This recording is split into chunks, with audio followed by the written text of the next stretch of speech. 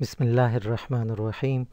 زه ډاکټر سجاد یم او تاسو ته د هضمي جهاز پاتولوژي شپږمه برخه چې د انفلامټري باول ډیزیز څخه عبارت دی د ډاکټرز فار افغانستان د ویب سایټ له لارې وړاندې کوم. د دې لیکچر په تیارولو کې د رابنز پاتولوژیک بیسس اف ډیزیز د کتاب څخه او همدارنګه ځینې نورو منابعو څخه چې په هغه کې د انټرنیټ ویب سایټونه هم شامل دي استفاده شوی دی. زه د دې منابعو د مؤلفینو او تهیه کوونکو څخه مننه کوم. انفلامټري باول ډیزیز مزمن او دوامداره ناروغي وي چې د کولمو د بکټریایي فلورا په مقابل کې د معافیتي سیستم د غیر نورمال عکس العمل له کبله منځته راځي. په دې کې دوه عمده ناروغۍ شامل دي چې د کرونز ډیزیز او السریټیو کولایټس څخه عبارت دي.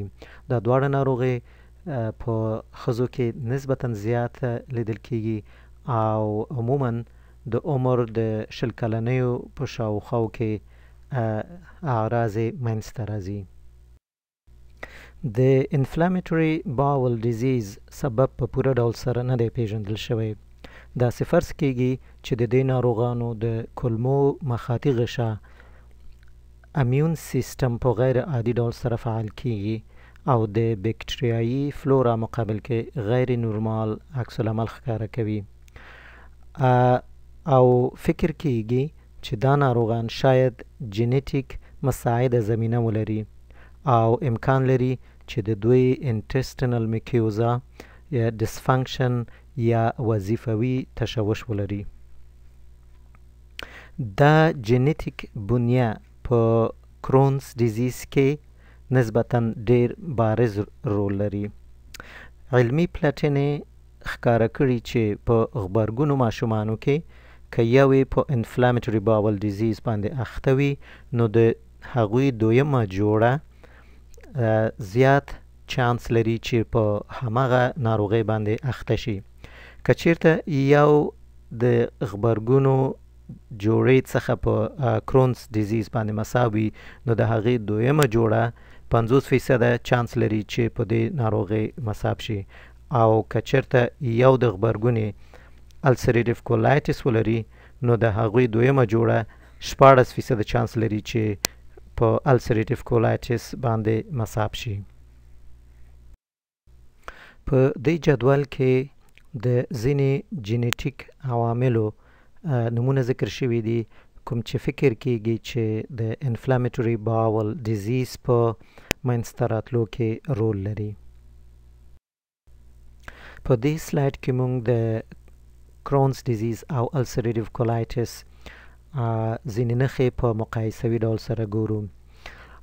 السریټیو کولایټس د غټو کولمو یوه برخه په متداوم ډول سره مصابوي، حال ان کې په کرونز ډیزیز کې دا مصابېدل سیګمنټل وي، دا برخه مصاب شوي وي بیا یوه بله برخه مصاب وي او د هغوی ترمنځ د کولمو برخې نورمال ښکاري. السریټیو کولایټس یوازې غټې کولمې مصابوي مګر کرونز ډیزیز د هضمي جهاز هره برخه مصابولی شي. په کرونز ډیزیز کې د کولمو د جدار ټول ضخامت په التهاب مصاب وي مګر په السریټیو کولایټس کې یوازې مخاطي غشا مصاب شوی وي.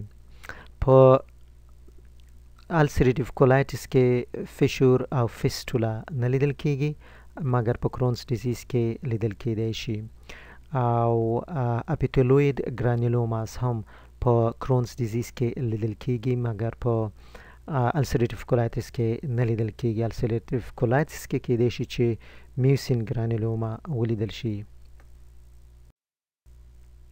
په دې سلایډ کې هم مونږ په مقایسوي ډول سره د انفلامټري باول ډیزیز ځینې نښې ګورو. دا یوه نورمال حالت ښکاره کوي چې د دې په مقایسه باندې په کرونز ډیزیز کې د جدار ضخامت زیات وي او په هغه کې فیشور لیدل کیږي. دغه فیشور که نورم دوام وکړي نو فیستولا جوړوي. او په السریټیو کولایټس کې په مخاطي غشا کې ځینې سودو پالیپس لیدل کیږي د السریشن شاوخواته، او دلته د انداسکوپي له نظره نورمال او کرونز ډیزیز او السریټیو کولایټس لیدل کیږي. په دې برخه کې موږ اوس د السریټیو کولایټس په برخه خبرې کوو. دا یوه مزمنه ناروغي ده چې په وقفوي ډول سره حملات منځته راځي. د السریټیو کولایټس واقعات په دې تیرو 20 کلونو کې په غربي نړۍ کې ثابت پاتې شوی، حال آن کې د کرونز ډیزیز نور هم مخ په زیاتېدو دی. په کلاسیک ډول سره د ریکټوم برخه زیات مصابوي او شدت هم زیات وي. اپندکس 20 څخه تر 60% واقعاتو کې مصاب شوي وي. د هغې په حادو حملو کې مخاطي غشا ډیره احمراري او حتی خونریزي ښکاره کوي. په مزمنو حالاتو کې قرحې ښکاري او د قرحې ته شاوخواته کیدای شي چې نورمال یا د مخاطي غشا بقایاوې ولیدل شي.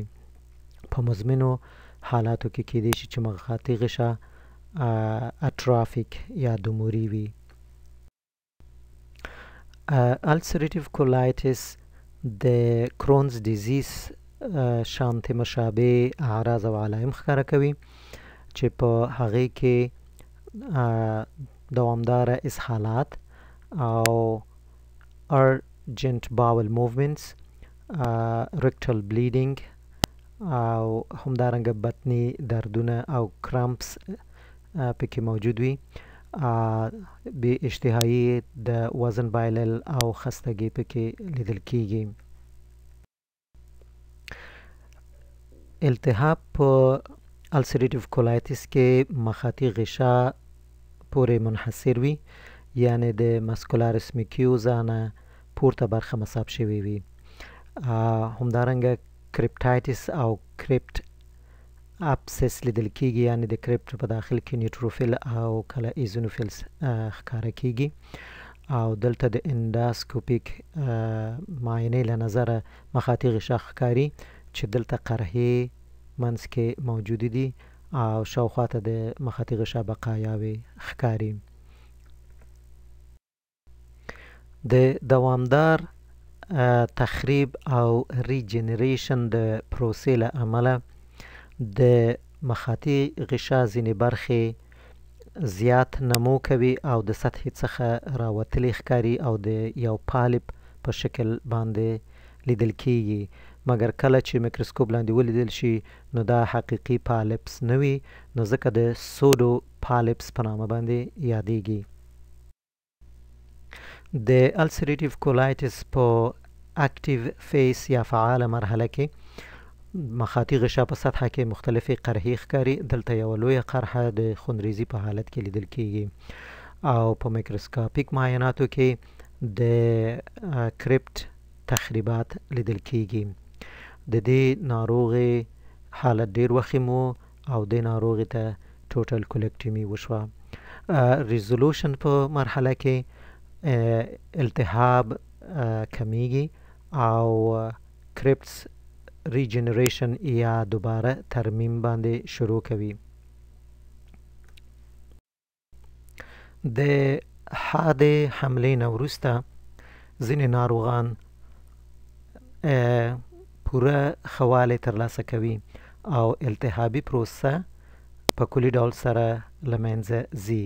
مګر ځینې نورو ناروغانو کې بیا دغه التهابي مرحله په پوره ډول سره له منځه نه ځي او یو دوامدار او مزمن او خفیف التهاب پاتې کیږي.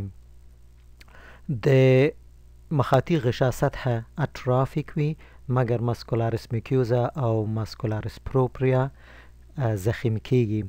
په میکروسکاپیک معاینه کې هم التهابي پروسه یا خفیف وي او یا نه لیدل کیږي.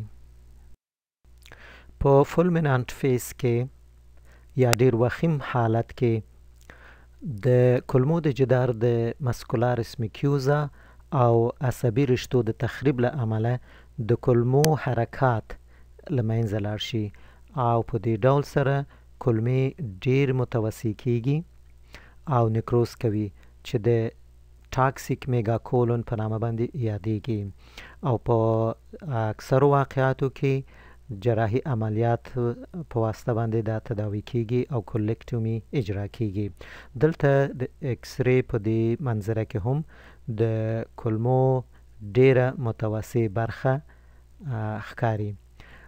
زه دا گزارش کوم چې د پوره وضاحت لپاره او تفصیل لپاره محترم ډاکټر صاحب زبی حبیب د ریډیالوژي مربوطه لیکچر تاسو وګورئ.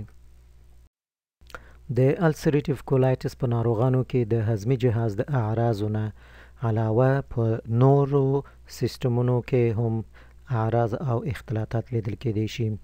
په سترګو کې اپیسکلیرایټس او یوویایټس لیدل کېدای شي او کېدای شي چې د روندوالي سبب شي. نو دا مریضان باید پوه کړل شي چې کله هم دوی د سترګو د درد او د سکلیرا سوروالی څخه شاکي وي نو باید ډاکټر ته د مراجعه وکړي. په خوله کې سټوماتایټس او افتس السر کېدای شي چې ولیدل شي او په ځیګر کې سټیاتوسس، پرایمري سکلیروزینګ کولنجایټس او صفراوي تیږې منځته راتلی شي.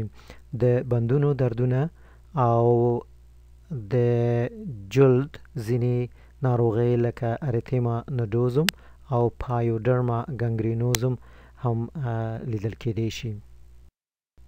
په دې ناروغانو کې د کولون د کانسر واقعات زیات وي او څومره چې دا مرض دوام وکړي نو د کانسر د تولید امکانات هم زیاتیږي. لکه څنګه چې دلته احصایه ذکر شوی دی چې که چېرته دا مرض 10 کالو لپاره دوام وکړي نو ناروغ 2.5% چانس لري چې په کانسر باندې مصاب شي او کله چې دغه موده و 50 کالو ته ورسیږي د کانسر چانس 10.8% ته زیاتیږي. نور عوامل هم رول لري په دې کې. هغه کسان چې په فامیل کې د کولون د کانسر تاریخچه ولري په هغو کې د کانسر د منځته راتلو امکانات نور هم زیات وي او په هغو ناروغانو کې چې کولون په ډیر وسیع ډول سره مصاب وي په التهاب نو په دو کې هم د کولون د کانسر چانس زیات وي او همدارنګه په هغو کسانو کې چې پرایمري سکلیروزینګ کولنجایټس باندې مصاب وي د کانسر امکانات په دو کې زیات وي.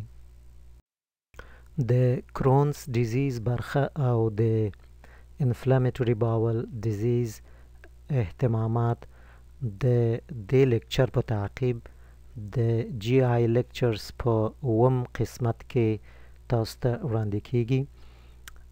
زه ستاسو د توجه نه ډیره مننه کوم او امید کوم چې دا لیکچر تاسو ته ګټور تمام شي.